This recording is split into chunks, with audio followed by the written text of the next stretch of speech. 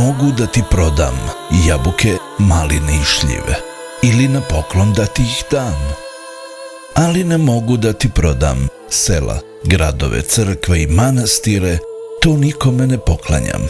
Mogu da ti gozbu carsku priredim, da vino rujno pijemo celu noć, koru hleba s tobom da podelim, ali znaj, u mojoj kući ja sam domaćin, a ti si gost. Mogu da ti ispričam priču što u knjigohranilištima od Stojmira i Gojnika u zlatovest vekova ispisuje, da znaš ko su mi bili preci. Ali ne mogu Lazarev zavet da zaboravim, jer duša moja s Kosova ne može nikada uteći. Mogu da ti ispevam pesmu o Milici, što je zbirala velmoštvo u najtežem trenu srpskog postajanja.